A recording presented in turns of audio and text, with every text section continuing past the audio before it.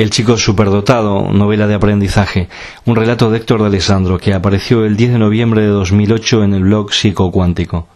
Sí, es sobre mí que se han escrito tantas tesis, algunas incluso antitéticas, aunque traten del mismo objeto. Basadas, en mi caso, han hecho afirmaciones de carácter general, algunas del más puro estilo de psicometría de coeficientes y otras de tipo espiritual, mencionándome especialmente como un claro caso de niño índigo. Menciono estas por mencionar dos extremos, pero sea cual sea la explicación más plausible, el caso es que respondo a todos los protocolos establecidos a partir de la experiencia clínica o esotérica acerca de los niños superdotados. Sí, me aburrí infinitamente en el colegio. Aburrimiento que solventé o sustituí entregándome a la crucifixión de ardillas, el empalamiento de ratones y la muerte por lapidación de gorriones emparedados entre dos ladrillos. Como luego de adulto no asesiné a nadie, aunque algún que otro elemento humano lo merecía, el argumento de los individuos zoológicos muertos entre mis manos con refinados o toscos métodos se adicionó a la explicación plausible de mi genialidad. En caso de que hubiera continuado con mi carrera de asesinatos, pasando de la escala de los llamados animales inferiores a los primates superiores, hubiera primado en la explicación de mi caso esa idea absurda de que si uno comienza a andar un camino, necesariamente llega a algún sitio significativo, o ese otro para consumo de ancianas asustadizas de que si uno comienza fumando un porrito acaba tomando crack y violando a la hermana menor de edad. Lo que explicaba mis virtudes acabaría convertido en el mismo argumento que explicaría la totalidad de mis defectos. El caso es que, puestos a confesarnos, sí que maté a un ser humano, pero tuve a bien hacerlo en una edad no punible por la ley, que es lo que debería hacer todo chico de buena familia que aspire a casarse y llevar una vida con derecho a disfrutar de domingos tranquilos. Quien aprende esto acaba por aprender que lo mejor es no salirse nunca de la ley y, una vez crecido, utilizar todos los recovecos que la propia ley cede como espacios para atravesar los feroces desfiladeros que la vida en sociedad nos propone. Por ejemplo, si eres excompañero de clase del actual presidente de tu país, pídele que te ponga en una compañía estatal que se vaya a vender y que tú puedas sacar suculentas comisiones legales. Y si la generosa ley que te permite acceder a esas comisiones no existe, le pides a tu amigo presidente que la cree para ti. Esto es inteligencia. Pero no es el tipo de inteligencia que, aun conociéndola, yo ejercité. La mía es de otro tipo. Y la primera vez que la puse en práctica fue con aquel hombre al que maté. Yo había leído un cuento de Borges en el que dos hombres se enfrentan a cuchillo a raíz de una discusión sobre una partida de naipes. Borges observa algo así como que él ya tenía ganas de presenciar algo violento o de ver una muerte. Han pasado tantos años que ya no recuerdo exactamente qué es lo que dice. Pero la emoción es la misma. Yo, adolescente enérgico y de curiosidad científica, no me conformaba con el hato de idiotas que a diario veía caer bajo el impacto de las balas en la tele. Yo quería ver una muerte, quería causarla yo, quería ver el rostro del moribundo y escuchar sus lamentables pedidos de auxilio y los estertores de su agonía. Así fue que un día en el que paseaba por el pueblo, un señor me gritó desde la ventana de su casa que me acercara. Se trataba, me pareció, de un pervertido. Me dio la sensación de que quería de mí algo de tipo sexual. Y yo miré a mi alrededor. Ya se sabe cómo es la vida en un pueblo. Así que decidí hacer oídos sordos y continuar mi camino de manera ostensible. Que nadie me vinculara a aquel señor. Y empecé a rumiar con mi mente cómo haría para presentarme allí de noche y visitarlo y que me abriera la puerta sin organizar un escándalo. Si eres el hijo del alcalde, puedes explicarlo de muchas maneras, pero yo prefería ser el hijo del alcalde solo para que nadie osara siquiera acercarse con el filo de su pensamiento a concebir una cercanía entre aquel hombre y yo. No voy a explicar cómo llegué a la casa aquella noche. No voy a explicar la cara de susto de aquel hombre y la subsiguiente sonrisa lasciva. No voy a hablar tampoco de la velocidad con que entendí sus propósitos y cómo en una danza de señas y silencios lo guié con los ojos a la miserable posición en que lo quería y en que lo até. No voy a negar que sudé bastante, como cuando de niño desmontaba algún aparato eléctrico en casa y luego al querer armarlo otra vez me sobraban piezas por todas partes y no se me ocurría qué podría decir cuando mis padres me preguntaran. El caso es que si te dan el cráneo con un palo de amasar con la suficiente fuerza y el cráneo suena como una madera que se quiebra, necesariamente has de caer muerto o desmayado. Pero aquel hijo de puta, aparte de patalear como un cerdo y chapalear inútilmente en su propio charco de sangre, no hacía ningún gesto que a mí me indicara que la iba a espichar en los próximos minutos. Todo lo contrario, me miraba con los ojos enormes, las venas hinchadas, un sudor de esfuerzo que se mezclaba con la sangre que caía de su cabeza a borbotones, y profería unos gritos ahogados que me daban repeluzno y me hacían imaginar en la presencia de alguien en un plazo inmediato. Por eso pensé, tengo que taparle la boca, pero no me atrevía a meter la mano allí, sobre todo porque el muy burro me iba a morder seguro. Entonces fue que se me ocurrió que debía golpearlo en la boca para que le doliera y callara de una vez. En la posición en que estaba a cuatro patas y con la cara medio vuelta hacia mí, no era la posición más adecuada para atinarle con certeza en medio de la boca. Quiero decir que me costó, pero del palazo que le propiné le volé toda la dentadura delantera y sus ojos se crisparon, doloridos y llorosos. Era un gesto de dolor preternatural que resultó bastante adecuado a las expectativas que yo tenía de un asesinato de naturaleza pedagógica como era aquel. Luego tuve que sentarme a esperar hasta que murió porque no me quería ir sin comprobarlo. Para esperar me senté en la sala y encendí la tele. Había un programa de preguntas y respuestas con chicas rellenitas en minifalda cantando en la parte posterior de la escenografía.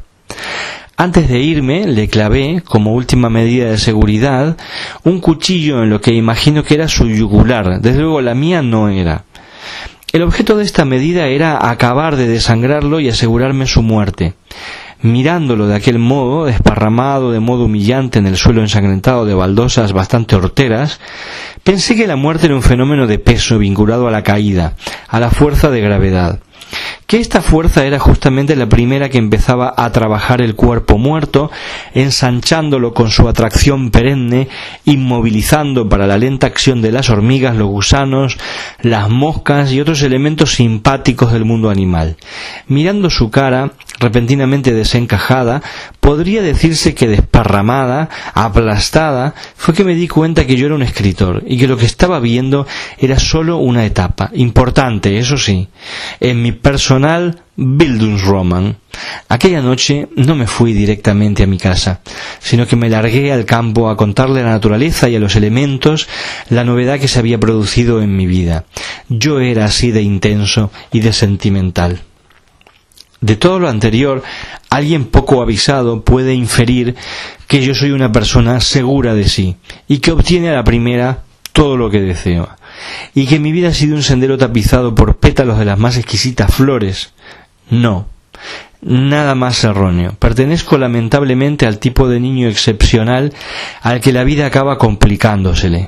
Nadie vaya a pensar que la muerte de aquel desgraciado me condujo al descubrimiento de mi vocación auténtica y que de ésta salí disparado como un cohete hacia los más excelsos parajes de mi camino personal, del camino al cual estaba destinado. Nada más alejado de la triste verdad. Mi asesinato, aparte de pedagógico, fue, según pude entender años más tarde, un resultado anómico de la baja autoestima. Yo fui un criminal con la autoestima en un estado desolador. Por ello, a partir de aquella noche reveladora, empecé un largo camino que me condujo a abandonar mi pueblo en Girona y venirme a Barcelona, más por ver gente que me distrajera que por otra cosa. Pensé que si quería entregarme a una vida profesional de crimen anónimo, me convenían las grandes urbes, y si no era ese mi destino, al menos no tendría que escuchar nunca más 3 veces por semana la historia de la fundación del molino de mi abuelo o la historia de la industria maderera en mi pueblo, historia e industria vinculadas a mi abuelo de modo indisoluble. Además, en la ciudad podría escuchar una interesante variedad de historias personales que quizá en mi pueblo escaseaban. Indudablemente, ya era todo un escritor. En la ciudad vegeté de un modo anodino durante años, mientras me venía la idea a las mientes de la gran obra que pensaba escribir y acerca de la cual no tenía en realidad ideas muy claras. pero esas ideas yo las iba regando con próvidas lecturas. Como los años pasaban y a mí no se me ocurría ninguna idea genial para triunfar en la literatura, mi madre, un poco por cumplir con un papel que tenía algo abandonado, me dijo un día que por qué no me ponía a trabajar en algo, que quizá con eso me distrajera, y quién te dice, en una de esas me venía a las mientes la idea tan preciada. Al oír aquello comprendí que me había convertido en un adulto y que ya no podía volver atrás, que ya no estaba en edad para cometer asesinatos y que mi destino se encontraba vinculado a la escritura. Comprendí también que el crimen quedaba definitivamente atrás, como queda atrás la bisexualidad para aquellos esposos heterosexuales que, negando su pasado, se sumergen en el matrimonio como en una laguna amnésica. De todas estas reflexiones surgió en mí una fuerza cuya existencia yo sospechaba, pero de la cual aún no había explorado todas sus posibilidades.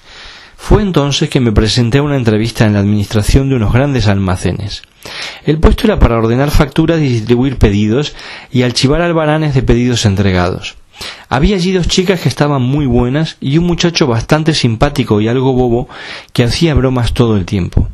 Ninguno de nosotros sobrepasaba los 25 años de edad. Había lo que se suele llamar un clima agradable de trabajo. Recuerdo que miré a una de esas chicas, la que me recibió para la entrevista, Hortensia, y pensé, vaya caderas tiene la tía. Y me imaginé que a la salida le pediría que me llevara a mi casa sentado en una de sus ancas. Luego imaginé otras cosas que ya contaré y que son importantes para mi particular Bildungsroman. Dios. El señor Vincent me hizo pasar a su despacho y con un gesto del brazo y de la mano me invitó a tomar asiento y me pidió que le explicara qué sabía hacer yo y qué esperaba de su empresa. Preguntas complejas para un chico con la autoestima baja como yo era en aquella época. Me confundió y yo recuerdo que empecé a desvariar y me puse colorado y de pronto recuerdo que me asaltó el miedo, un miedo como nunca había tenido en mi vida. Era un miedo que se presentó así. Primero yo empecé a temer un poco de que no me dieran aquel estúpido trabajo. Recuerdo que me di cuenta de que era un trabajo de lo más tirado y de lo más fácil de hacer, algo que si yo no lograba demostrar que sabía realizar, me dejaría en un nivel muy bajo de cualquier escala, y sobre todo ante mi familia quedaría fatal, además de deprimido. Entonces fue que se me instaló como un burbujeo angustioso en el ojete del culo. Pensé que me cagaba. Luego recuerdo que me di cuenta cabalmente, llegué a la conclusión absolutamente evidente para mí de que era un perfecto inútil. Entonces me sentí solo y desamparado como nadie puede haberse sentido en esta vida. Algo se me quebró dentro del pecho y los ojos me escocían. Tuve ganas de exclamar y decirle al señor Vincent algo así como «Por favor, tiene que darme ese trabajo. Lo necesito como el aire que respiro». Supongo ahora que ese es el puntito al que todo jefe con carisma cavernícola te quiere conducir para que aceptes lo que te eche encima. Y aquel no escapó a la regla, solo que la enriqueció con aportaciones propias. De pronto, con una voz muy calmada, dulce y profunda, me dijo «Calma, calma, chaval, calma. Ya tienes el trabajo. El trabajo es tuyo. Bebe, bebe», siguió diciendo, y me alcanzó un vaso de agua mineral. Me dio a escoger entre con gas o sin gas, y yo pensé, este es un buen tío. Y fue en ese momento que yo estaba pensando esto, que él me metió la mano en la bragueta con una velocidad pasmosa, y con la misma rapidez me la peló, y tras soltarme una matadora mirada cinematográfica, creo que de seducción o algo así, se agachó y empezó a chupármela. No la chupaba mal. Yo me relajé y me puse a pensar que en el pueblo me había cepillado a una cerda y a una potra, y cerrando los ojos lo dejé trabajar. Cuando terminó, me dejé el contrato encima de la mesa para que lo firmara y unos cuantos billetitos de adelanto. Esto me hizo sentir feliz. Pensé que al salir invitaría a tomar algo a la tal Hortensia, y este pensamiento me puso más contento aún, pero cuando el señor Vincent quiso besarme en la boca, por contento que estuviera, no le dejé que lo hiciese. Todo tiene un límite. El señor Vincent quería que yo trabajara dentro de su oficina en contacto directo con él, y aunque esto, me dijo mi madre, era bueno profesionalmente, porque con el tiempo yo sería el primero a la hora de ascender, yo le veía las bendiciones, porque por un lado me alejaba de mis compañeras y por otro me condenaba a una exclusividad que según yo pensaba no era conveniente que aquel hombre poseyera. Así que llegué a una transacción intermedia. Pasaba con él 2 horas al comienzo y al final de la jornada, según viniera la faena. Cuando estábamos a solas en su despacho, en muchas ocasiones nos esparrancábamos sobre un sofá que allí había, muy añejo, y con un aire muy sólido y de abolengo, y él me la meneaba con un cariño que yo llegué a creer sincero. Cuando estaba a punto de estallar de emoción, siempre decía: «Ay, nene, es que Dios te ha dado una polla», y repetía: «¿Qué polla te ha dado Dios?». Yo agradecía el elogio con una sonrisa emocionada y orgullosa. El señor Vincent era un buen hombre, lo único que le pasaba es que era mariquita, y ya está. Yo llevaba una vida de lo más regalada. Iba a fiestas, a reuniones de empresarios, de empleados de las grandes cadenas, a cursillos de formación, a la sauna con mi jefe, a un club de amigos de mi jefe, y eso quiso que en Barcelona mi polla se convirtiera por sí misma en toda una personalidad cuya fama iba de boca en boca. Por las tardes iba al cine con Hortensia cuando no tenía otra cosa que hacer. Ella sí que era una chica directa. Fuimos al cine, luego fuimos a cenar, pero en el cine ella me la manoteó y le sacó su rendimiento, y en la cena no dejó de acariciarme en todo momento. Ya en mi casa con Hortensia encima mío, hay que ver lo grande y bien alimentada que estaba, corriéndose, fue que oí por segunda vez aquella frase: «Ay, nene, qué pollón tienes».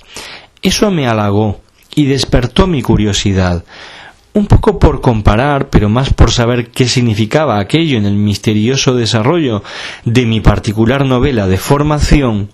Yo había leído una cantidad infinita de libros, pero indudablemente yo era un tipo original dentro del panorama literario, porque habiendo todo tipo de escritores entre los cuales escoger, traumatizados por todo tipo de afectos viciosos o socialmente aceptables, lastrados por todo tipo de vergüenzas infantiles que les destrozaban la vida, yo era ni más ni menos que el novelista de la polla gigante. Claro es que yo, joven como era y destrozado por la baja autoestima como estaba, no lograba mensurar el alcance superior en mi destino de tamaña revelación, como ya se verá. Cierto día, el señor Vincent en la sauna tuvo el atino de presentarme a un editor que me pidió de inmediato algo que yo hubiera escrito. La oportunidad tan largamente esperada se presentaba. Me citó en su editorial a última hora de un viernes, cuando ya tenía el original leído y me había prometido publicarlo. Nos reunimos en el entresuelo de su editorial y hablamos mucho, sobre todo de Hemingway y el extraño motivo de su suicidio, la impotencia sexual. Vaya personaje. Pero la verdad es que en ese momento a mí Hemingway no me importaba nada. Yo quería coger entre mis manos el talón y tener el contrato firmado. Y como todo llega, ese momento también lo hizo. Y también me volví a acordar de mi madre. Había 2 opciones profesionales. Una engrosaba el talón en varias cifras, pero para obtener esta segunda yo debía hacer cierta exhibición nocturna para el señor editor. Por eso digo que me acordé de mamá cuando ella decía que a veces en la vida hay que sacrificar un poquito. El caso es que me di cuenta cabal que mi madre era de otra época, porque el tal sacrificio dentro de lo que cabe tampoco lo era tanto. Pero yo pensé, no diguis blat, y cogiendo unas fuerzas de voluntad que realmente no creía poseer, le dije que muy bien, que aceptaba, pero que primero dinerito en mano y libro publicado. Aquello emocionó al hombre. Con el paso de los años me confesó que lo emocionó porque vio las posibilidades de carácter que se hallaban en ciernes dentro de mí, y eso, quieras que no, lo hizo vibrar interiormente. Ya me entienden. Pero que por otra parte confiaba plenamente en mí como escritor, y que eso era lo importante. Así fue que lancé mi primer libro, Abuelo de pájaro. Tuvo mucho éxito en la ciudad, que celebró el arribo de una nueva pluma al escenario literario. Ese éxito al cabo de pocos meses llegó al continente americano, lo cual fue muy divertido y agradable porque me obligó a viajar y a conocer más gentes. Como pueden ver, mi formación no acababa. Al día siguiente de la presentación tuve un encuentro de algunas horas con mi editor, a quien agradecí sobradamente lo bien que se comportó conmigo y le cumplí una faena que yo creo que nunca olvidará. Luego me despedí de mi trabajo. El señor Vincent estaba mustio y triste, y Hortensia se ponía en puntillas de pies para darme besitos de despedida con un gesto de picardía, el gesto de quien sabe que esta noche volverá a verte entre las sábanas. Me encanta que seas famoso, me dijo aquella noche. Como soy agradecido, me la llevé a la gira americana, tuvimos un hijo que ella se encarga de criar, y yo con mucha sinceridad le dije que la amaba, pero que necesitaba remojar mi bizcocho en otros chocolates, y ella, que no parecía cosmopolita ni de ideas avanzadas, se mostró encantada. Luego me dijo: hombre, yo contigo me saqué la lotería, guapo, inteligente, con una polla que da gusto, sabe utilizarla, generoso financieramente, me hace madre, me cuida y me lleva a conocer mundo. Cielo, tú puedes pedirme lo que quieras, que yo seguro que te lo daré. Esa vez realmente sentí que mi pecho se hinchaba y que la desconocida autoestima entraba en mí como una procelosa y masiva inyección de alguna sustancia revitalizadora. Tanta autoestima resultó letal en aquel estado en que yo me encontraba y con la vida que yo había llevado hasta ese momento. A la mañana siguiente fue que sucedió lo que ya todos saben y que ha pasado a los anales de la historia ciudadana y mundial. Mi polla comenzó a crecer y a crecer y a crecer a tal grado que al mediodía salía de mi casa y llegaba hasta la planta baja y atravesaba la calle. Yo permanecía inmovilizado en mi piso del ensanche. Era un esclavo del sexo. A toda hora pasaban peatones por la zona, dándose tropezones contra aquel gigantesco cacho de carne que atravesaba la calle Aragón. Luego de protestar un rato contra el ayuntamiento por dejar aquello tirado allí, siempre venía alguien que le informaba que aquello tan raro era la polla del famoso escritor barcelonés. Ya me habían adoptado como hijo de la ciudad. Cuando los transeúntes se enteraban de esto, volvían atrás sin prejuicio y sumamente calmos se inclinaban y me la besaban. Al hacerlo me impedían dormir. A toda hora del día, mientras yo permanecía inerme frente a aquel raro priapismo monstruoso y extrañamente lánguido, se juntaban multitudes que venían a hacerse fotos junto a mi polla y a besarla un poquito. Algún gracioso o graciosa le hacía cosquillitas a ver qué pasaba, y claro, lo que pasaba era que algún blanco chorrito de semen inundaba momentáneamente las calles, momento que era aprovechado por las admiradoras para llevarse unas muestras con destino desconocido. Erotómanas de todo tipo hacían otro tanto, y alguna buena mujer siempre había que me confesaba a gritos y desde la calle su admiración y me explicaba que llevaba aquel semen para untar a su hijito o a su hijita a ver si se le pegaba lo mejor de mí, que era el maravilloso talento para la escritura que poseía. Mi idea era bastante excitante, pero algo complicada. En horas arbitrarias que mi verga escogía para retornar a sus pretéritas dimensiones, podía salir a pasear o a visitar a alguien o arriesgarme a viajar, siempre con el Jesús en la boca de que en cualquier momento esa parte de mi anatomía cobraba independencia y comenzaba a organizar sus desaguisados. En esos años lo probé todo: medicina alopática, medicina homeopática. Esta resultó fatal porque como cura provocando el síntoma me tuvieron meses y meses con la verga enervada a punto de explotar en 1000 pedazos. Medicina tradicional china, descargas de todo tipo, desde una enfermera polimorfa sexual que estuvo sudando encima de mí hasta saciarse de todos sus anhelos eróticos de esta vida, debería haberle cobrado, hasta una terapia de descargas eléctricas con las cuales pretendían amedrentar a mi órgano a la hora de su desbordamiento. Al fin fui a dar con un hombre sensato y sabio que me dijo, tras escucharme durante horas, que yo debía escribir aquel magnífico libro que aún no había escrito y que sólo entonces destacar por algo ajeno a la literatura volvería a sus exactas dimensiones. Me dijo en definitiva que mi síndrome era psicosomático y que para sanarlo solo había una vía. Yo aún me debía a mí mismo la escritura de aquella gran obra con la que había soñado cuando abandoné mi pueblo y me vine a la gran ciudad.